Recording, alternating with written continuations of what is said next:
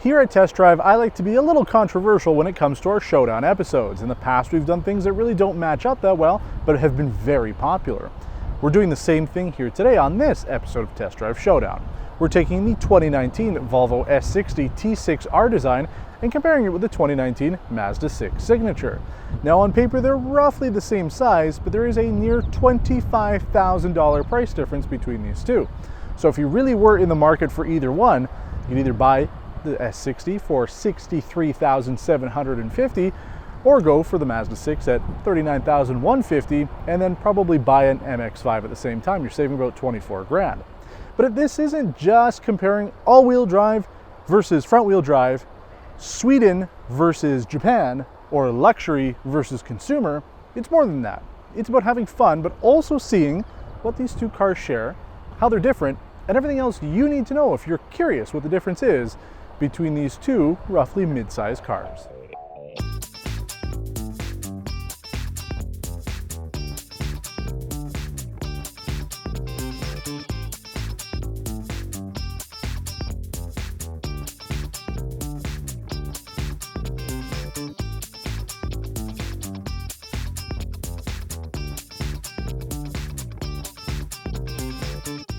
Before we set off on our showdown experience here, I want to give a big thanks to Group Bocage and Mazda6 T6 for allowing us to come out and film their Mazda 6. We actually have footage and we do have the Mazda6 Signature from the press fleet. However, we didn't have them the same week as the S60 here. So in order to get both cars in front of you, which I feel is a very important thing when comparing cars, we had to come here. So big thanks to them for helping us out. And if you have a keen eye, you might notice that this actually isn't the Signature. This white Mazda 6 here is a GSL. It's the only one that they had in stock. But all of the footage that you're going to be seeing on its own, including our driving segment, the interior stuff and everything about it, aside from the shots with these two cars beside each other, will be with the 2019 Mazda 6 Signature. So I know it'll be a little confusing, but it is the way that we had to film this episode. And really, like I said, I do appreciate the fact that we can have both cars side by side, even though we're not going to be filming them necessarily side by side. Now there's a lot going on for both of them. Like I said, there's about a $25,000 difference in price. Depending on which colors you get for the cars could change that as well. And again, if you live in Europe or the United States, the pricing will be different. But I did take a quick look. There are a couple videos in Europe comparing the wagons of both of these together. So I think it's a very interesting opportunity for us to look at the sedans since they don't make the Mazda 6 wagon here for the Canadian market. Now, a couple other things about pricing before we go into it. There's a $1,000 set of rims on the Volvo and $900 for the red paint. So again, $2,000 difference almost there. But again, you're still looking at pretty much 25 grand between the two of them. But let's go over some of the features now. Both cars have adaptive LED headlights with LED high beams, front and rear parking sensors, power folding heated mirrors, blind spot monitoring, emergency forward braking, rear cross traffic alert, traffic sign recognition, lane departure warning, lane keep assistant, adaptive cruise control, 360-degree cameras, and wiper de-icers. So that's all the stuff on both of these cars. Pretty standard for what you would find on a consumer mid-size car and not bad for a compact executive car. Again, these two, even though the segments are technically different, you have to keep in mind that a luxury car is actually one size smaller despite being about the same size. So compact executive, mid-size, you'll see in our dimensions in a minute that they pretty much are the same size. Now, there's a couple features that the Volvo has on top of the Mazda. You have washer nozzles integrated into the wiper blades. We actually saw that with the 2019 Mazda 3. You also have Volvo's Pilot Assist, which is a semi-hands-on autonomous driving mode. It'll help keep you in the lane. We've talked about that before. The Volvo also has Evasion Assist, which will help you maneuver around a vehicle or something obstructing your way. Again, that is something on the 2019 Mazda 3, so that technology should come out for the next year or two on the Mazda 6. So here's why I say that even though this is a compact executive car and this is a mid-size car, they are pretty similar in terms of the overall sizing. Much like the other showdowns we've done recently, at the bottom of your screen you'll see the dimensions that I'm talking about. I'm only going to mention the differences so you're not overloaded. For the length, the Mazda is 104 millimeters longer. However, the Volvo is 42 millimeters longer for the wheelbase. The Mazda is 19 millimeters higher, 51 millimeters wider, and has 24 liters more of cargo capacity in the trunk. When it comes to the interior room, that's something that's very important, especially if you have a family of 4, you want to have more space. The Mazda has 1 millimeter more of front headroom, not a whole lot. And then again, the rest of the dimensions are pretty close. The Volvo has 3 millimeters more rear headroom, 2 millimeters more of front legroom, pretty much nil, but the Mazda 6 has 88 millimeters more rear legroom. So again, these are really small numbers between the two vehicles, and why I think, even though the pricing is astronomically different, why they really do compete in a sense. So while the interior and exterior dimensions are pretty similar, the mechanical differences do set these two vehicles apart.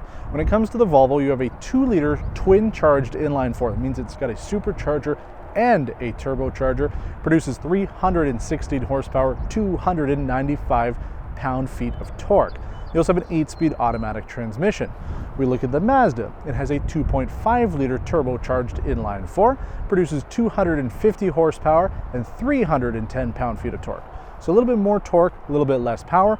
Both vehicles are tested with premium fuel. You get about 227 horsepower with the Mazda if you don't use premium.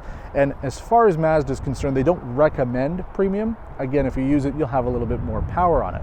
It also comes with a 6-speed automatic over the 8-speed on the Volvo. How these two cars get power to the road is also different. Both of them are actually front-wheel drive based vehicles. Now, that's one of the reasons why we decided to pick this, because Volvo and Audi are really the only two proper luxury vehicles that don't use a rear-wheel drive setup. Because the Mazda is front-wheel drive only, and the Volvo is a all-wheel drive system based on a front-wheel drive chassis, theoretically they should handle pretty similarly, but it's the suspension stuff that is going to be quite different. On the Volvo, it uses front McPherson struts with coil springs and hydraulic shocks. On the Mazda, it uses front McPherson struts with coil springs, so same setup there. But it's at the back that things get interesting. The Mazda uses a very similar rear independent multi-link suspension with coil springs. We see that on pretty much any mid-size vehicle. We see it a lot in the luxury segment. But the Volvo is using something very different. It is a rear integral axle with transverse composite leaf springs and hydraulic shocks. Yeah, this car has leaf springs, technology from pickup trucks and cars of 40 years ago. But you really wouldn't notice it if you were driving it. In fact, I forgot that it had that feature until I was doing the research for this episode, because you really don't feel it. Most people shouldn't notice a difference with it. It is a different approach that Volvo is going with this. I don't know if it's necessarily for cost cutting or if it's just to try something different, but I think that you'll be surprised. You probably won't notice that it uses rear leaf springs. Now we're going to go on the inside for both of these cars. We're going to talk about the differences between the two, and again, keeping with TestDrive Showdown fashion, we're going to start with the vehicle on my right or the left of your screen. So we'll go into the Volvo first, talk about all the interior features and everything about that. We'll jump into the Mazda 6, talk about that, and then we'll do the same thing when it comes to the road test and wrap up our episode of TestDrive Showdown on these two very different yet somewhat similar mid-size vehicles.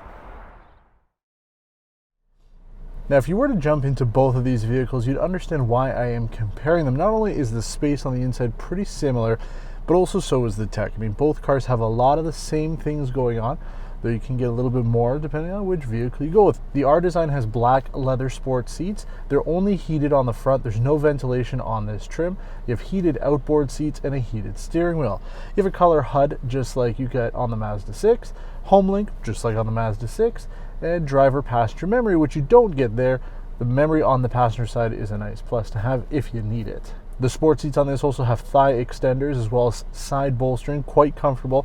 It hugs you a lot more than it is on the Mazda 6, but it'll be different depending on how you prefer your seating, whether you like it to hug your body or if you just want to sit into it a little bit.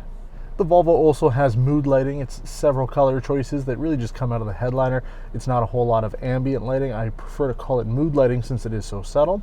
But one of the big changes with this over the Mazda, you can't get anything other than Bose on the Mazda, whereas here you can either have Harman Kardon, which we always like anyway, but this has a near $4,000 option for the Bowers and Wilkins audio system. It really sounds great, but you don't necessarily need that price. And if you were to configure maybe the S60 Momentum with some of the same features you can get on the Mazda, pricing would be a little bit more in line. You'd be looking at about a $15,000 difference. Either vehicle you go with will have a navigation system that I don't really like.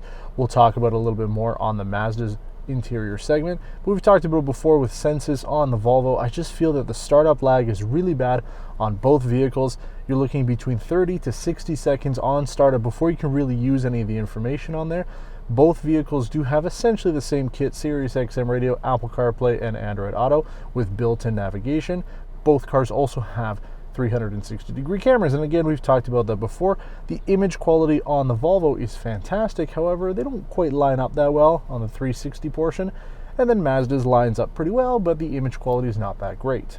Aside from that, you have a black roof liner, much like the Mazda 6, and a panoramic sunroof, which you can't get there. You either love it or you hate it. Some people in our comments do say that they prefer not having a sunroof, as they do tend to leak down the road, but it's important to note we've never had any problems with any of the vehicles that we've either owned or had on the press fleet with panoramic sunroofs or regular ones. The real question you have to ask yourself when you get into this is it really worth $20,000 more than the Mazda 6, especially if you don't have ventilated seats? And this is all plastic up here with just like a brushed aluminum design. The Mazda at least has nice wood accents with ultra suede and leather throughout the dash and center area. So it depends on what you're looking for. I mean, you could go up to the inscription for this and you're going to be paying a lot more. But let's jump in now to the Mazda, go over its interior features, and then we'll take this on a road test and continue with the Mazda 6. I mean, it should be pretty obvious that the Volvo is very pricey, mostly due to the options. I mean, there's 3 different trims when it comes to the Volvo S60, at least sold here in Canada. Our R-Design is right in the middle. If you took out some of the things that aren't really comparable to this, such as the $900 paint job, the $1,500 convenience package, and the $3,750 Bowers & Wilkins audio system, you'd be looking not a whole lot less, but at 56,600 Canadian.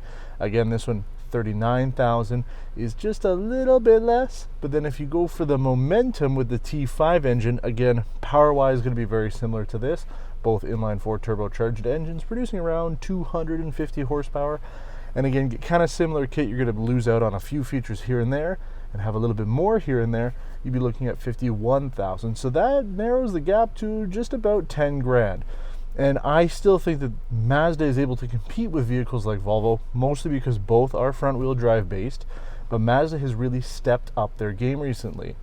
Inside here, we've got the deep chestnut Napa leather seating. I really like it. The seats are a little flatter compared to the Volvo. You do have heat and ventilation for the front passengers. You don't have ventilation on the Volvo at the R-Design trim. Like I said, they're a little flat compared to the contouring design of Volvo seats, and Volvo has some of the best seats on the market. But again, this does work very well. You have a little bit more vertical space and horizontal space in the vehicle. Driving position is good and visibility is good all the way around. You have driver memory, whereas the Volvo has driver and passenger memory. You also have dual zone automatic climate control on this versus the quad zone in the Volvo. The Mazda has an 11-speaker Bose audio system compared to the upgraded 15-speaker Bowers & Wilkins system from Volvo. If you go with the Momentum, you can get a Harman Kardon audio system. Either way you slice it, the Volvo's audio system will sound better whichever one you go with. There is no hit for taking the Bose system here. We do like it. It's just not our favorite. Both cars have HomeLink, information cluster computers, rear heated outboard seats, LED interior lighting, infotainment systems that have Sirius XM radio, Apple CarPlay and Android Auto support, and navigation. And I find that both of them aren't the greatest in their respective segments. We did like Mazda's system before, but as we talked about in our snapshot on this Mazda 6, we found that the infotainment is very laggy, especially at startup, and that's been one of our consistent complaints with Volvo's system over the last year. Both vehicles have color head-up displays and black headliners. So there's a lot between both of them. Whether you go for this or that, some will have a few extra features, like I mentioned, ventilated seats is nice to have on this. You can get that on a Volvo if you go up to the inscription. But let's take them on a road test now, go over how they perform and handle on the road, because that is a very important thing when it comes to buying a car. So we're going to jump into the Volvo S60 R-Design first, and then we'll follow up with the Mazda6 Signature. Let's talk about the drive of the Volvo S60 R-Design. This T6 engine produces 316 horsepower, 295 pound-feet of torque. So less torque, believe it or not, than the Mazda, about 15 pound-feet of it less, even though it is a turbocharged and supercharged engine. But then again, the Mazda is a 2.5 liter engine, so it is bigger than this. It's 25% bigger. But the supercharger helps to alleviate a little bit of the turbo lag. You do end up having to use premium for this, but then again, if you want to get all 250 horsepower out of the Mazda, you're going to have to go with premium as well. But one of the things I really do like about this car is the ride and handling, and it is good despite the fact that it has that transverse mounted leaf spring on the back. It's just a weird setup, but it works. It works for this car. Even in the wagon, we've had two of the wagons for the S60, V60 model from Volvo now, and I gotta say that it doesn't really take away from the experience. But that's the thing, I mean, Volvo and Mazda, they don't really show up together in comparison, which is why I wanted to do the showdown. But they're both focusing on different things. I mean, Volvo is technically considered a luxury brand despite the fact that all of their vehicles are front-wheel drive based. Even though it does have an all-wheel drive option, we usually associate that with the premium segment. Mazda, on the other hand, is trying to get themselves into the premium segment by pushing their vehicles from the Signature subline into that stratosphere, into things like Acura and Infiniti. And I think it's working so far. I mean, the brand perception might not quite be there, but then again, Volvo also doesn't have that same oomph when it comes to the luxury market the same way BMW or Mercedes-Benz has. So both of them are sort of the underdogs in their respective categories.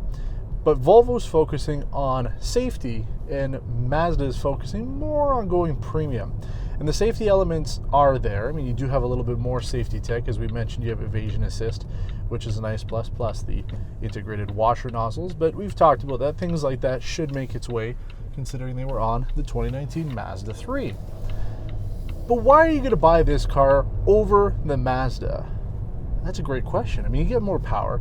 It's a little spirited compared to the Mazda 6, and it has a slightly sportier feel. But if you really want the most sport experience possible in a compact executive car, you're either going to be looking at something like the Kia Stinger Genesis G70 or the BMW 3 Series. So you don't buy this because you want something sporty. So you could buy it for the safety factor. We've tested most of the IntelliSafe systems on Volvo's cars. We've talked about it at great length. They work differently than what Mazda has to offer. That's not to say that the systems on the Mazda are any less good. All these systems function well for what the cars are supposed to do. And I mean, if you're paying attention to the road and you're doing what you're supposed to do when you're behind the wheel, the hope is you'll never have to use most of these safety techs. I mean, one of the major differences, aside from the small emergency systems, is the pilot assist, where if you put it on and you're on the highway, it'll more or less keep you in the lane. You still have to have your hands on the wheel. I don't know, we've talked about that on other systems. We've talked about it on Volvo's vehicles before. It's not necessarily a deal killer if you have it or not. Some people might use it, others will probably avoid it completely. The option is there though, and it is a plus over the Mazda. But the one thing that I really like about this car, and you can't find it anywhere else, is the sound from the engine. Not so much the exhaust. The exhaust, there's almost no drama going out of the back of it.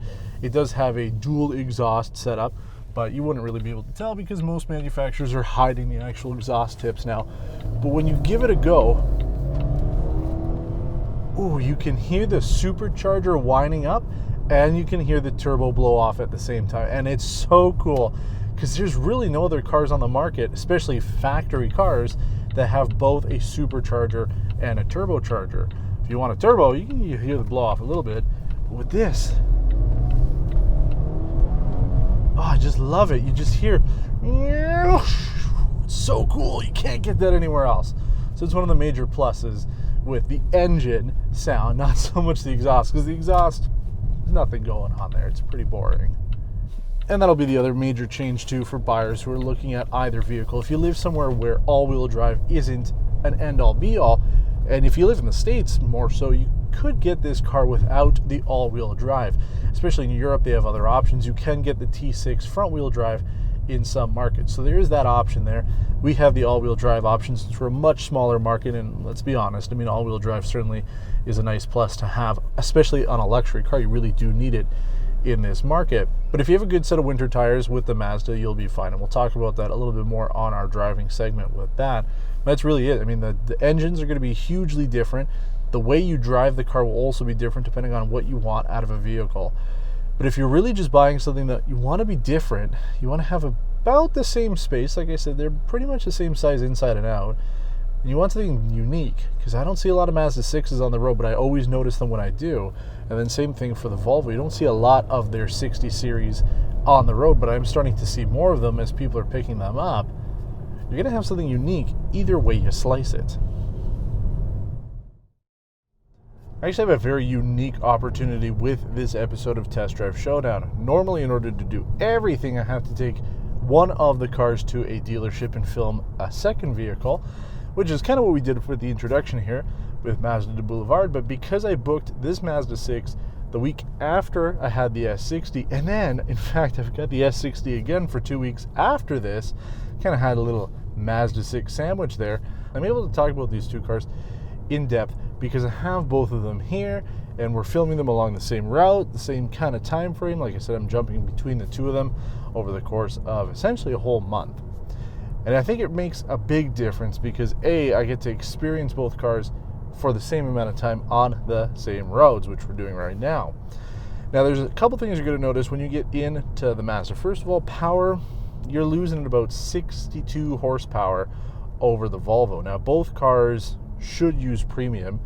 Now, the Volvo needs premium. Mazda doesn't necessarily recommend a premium for this vehicle, but in order to get all 250 horsepower instead of 227, they do say you need to have premium fuel for it. So I mean, you give it a rip, and it picks up. There's no issues there. A little turbocharger on this 2.5 liter inline 4 is a little bit better than having just a single turbocharger on a smaller engine. If you were to get the T5 S60, then you'd have about the same power. But because it's a supercharger and a turbocharger on the Volvo, you don't really have that turbo lag. You have a slight amount of it just at the beginning, but it is a different experience. So if you're looking for absolute power, you're going to be paying more for it. Again, the price difference is huge. But I want to talk about how both cars handle, drive, perform, and all of that. And I got to say that the Mazda really is a good vehicle when it comes to all of that. It is so close to being in line with vehicles like Volvo in terms of luxury, but also how the car performs and handles on the road. I mean, Mazda is building some of the best vehicles, especially when it comes to the consumer segment. It's very smooth on the road. We're on flat roads here, so I don't have to worry about it too much. But even on some of the rougher stuff, the car really handles it very well. You don't feel too much of the bumps. You don't have to worry too much as well going around corners because of Mazda's G Vectoring Control Plus. So there's a lot of tech going on, a lot of active tech going on this car to make the road better. Interior road noise, though, going to be a little bit better on the Volvo, especially after driving this kind of back to back. Mazda's done great things with the new 2019 Mazda 3, so that might eventually make its way into this vehicle. It's not just the engines that are different between these two vehicles, transmissions as well. The Mazda is using a 6-speed, whereas Volvo is using an 8-speed. I mean, honestly, don't feel it too much. It shifts pretty smooth. If you're putting it into manual mode, you have the option to. You have the option of having the shifter and pulling towards you to shift up, pushing away from you to shift down. But you also have flappy paddles as well if you want to do it that way. Honestly, I don't drive this car in sport mode. I also don't drive this car in manual shift mode just because it's not quite what this car is meant to be for. Sure, the old Mazda Speed 6s were the sportier performance cars, just like the Volvo R vehicles used to be the sporty performance cars. Both have kind of moved away from that a little bit. I know that the Polestar version is supposed to be coming out for the Volvo, but Mazda, they're just not doing the Mazda Speeds anymore, and that's okay. This car has matured, and as you drive around, you can kind of understand why. It really is a smooth ride. There's no drama, especially from the engine and the exhaust. It's pretty quiet out for both vehicles. So if you're buying a car because you want to have a little bit of a symphony when it comes to revving it up and launching every time, living life a quarter mile at a time, neither one of these are going to be the one for you. But if you want something that's different, elegant, maybe a little sophisticated on both fronts, then either one is going to be a great option for you. And that's really why I wanted to do this showdown comparing Mazda and Volvo. They're kind of both the underdogs in the Canadian market. I mean, Volvo has such a small market share, especially here in Quebec, compared to the other luxury brands. But then so does Mazda. They have a small presence compared to the big Japanese companies like Toyota and Honda. So both of them, they have fantastic cars. People are starting to get into both of them. I see a lot of new vehicles from both Mazda and Volvo on the road. And because Mazda has been doing so much to improve their overall image, get people excited about the cars, and not only build things that look fantastic, but have all the features and everything else that you'd want out of the car, That's why I think it's so exciting to feature it alongside another vehicle that more or less fits into that category, just way more in price. Before I get into my final thought on this showdown, I want to talk fuel economy. Both cars did pretty well on our 100-kilometer test loop, with the Volvo S60 T6 doing 7.8 liters per 100 kilometers or 30 miles per gallon US, and the Mazda 6 did 7.4 liters per 100 kilometers or nearly 32 mpg. As we mentioned earlier, the Volvo requires premium fuel, whereas the Mazda is only recommended to get the full 250 horsepower. Now, the last showdown I did on similar sized sedans, I was asked which car I'd take based on price. If the Volvo was the same $40,000 price point as the Mazda 6, I'd likely take the Mazda. A T5 Momentum would come out closer to the MSRP of the Mazda 6 Signature and comes with a lot less kit. But even if this car as configured was the same price as the Mazda 6, it just offers a little bit more for what I want out of a car. But I also was asked what I would take if the prices were reversed. Would I still take the Mazda 6 if it cost $60,000 Canadian? No. I couldn't justify a sedan at that price without all-wheel drive or a stronger engine. And that's why this comparison is so interesting, because there's enough overlap between these two vehicles in terms of features and who they're catering towards. It wasn't long ago that Mazda and Volvo shared the same parts, even the same platforms. While the original Mazda 6 had nothing to do with Volvo's P2 platform, the second generation Volvo S40 on their P1 platform produced a heavily badge-engineered Mazda 3 and Ford Focus.